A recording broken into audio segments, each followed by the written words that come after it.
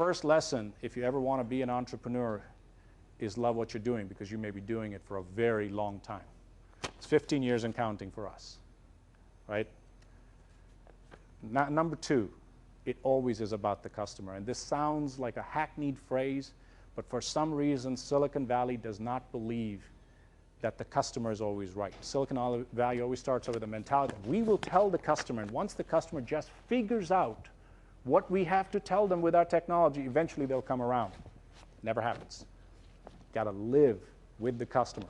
Who could have predicted, as grad students sitting around our coffee table, actually in Terman, if I remember right, saying, hey, this sounds like a great technology. $500 per child. How many kids are there in the world? We added it all up. The market potential was huge. We said, this is it, and we're going to own 30% of the market in 5 years.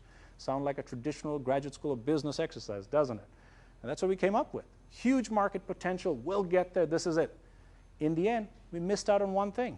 The customer, in this case, mothers, didn't view this as something that was a problem. The dads thought it was a cool technology. Actually, this funny thing is, Wall Street Journal did a profile on us about a year ago, and they talked about this story. And we had a storm of people come in with, ideas on whether child tracking was still valid or whether we gave up on it too early. And apparently it's now starting to become more and more ubiquitous. But the part that was funny was when you track the letters, overwhelmingly the men said, great technology, you guys should have done it, you should have stuck to your guns. Overwhelmingly, women said, you were nuts. There's no way we needed this technology. So things haven't changed that much, but it comes down to knowing your customer. Walking in your customer's shoes, knowing what makes them tick, knowing what's important to them.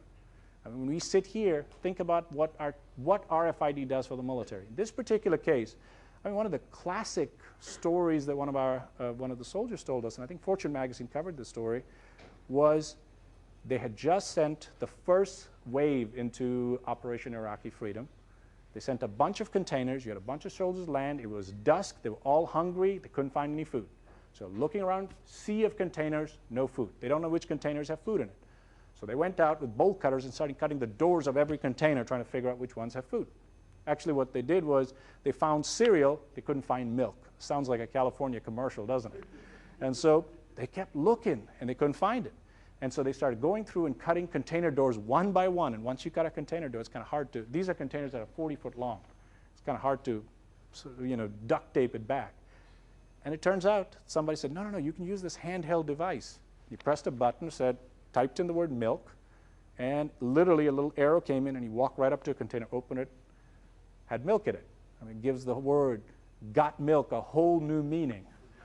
But this is an example of why I think what we did was different. We actually had people that we hired from the military who told us the issue is not the fact that there's a computerized system that can tell you where stuff is. It's the fact that when you're on the ground and you need stuff and you've got all this confusion around you, some handheld device that'll allow you to go in and know exactly what's inside every container is the killer app. Again, knowing your customer.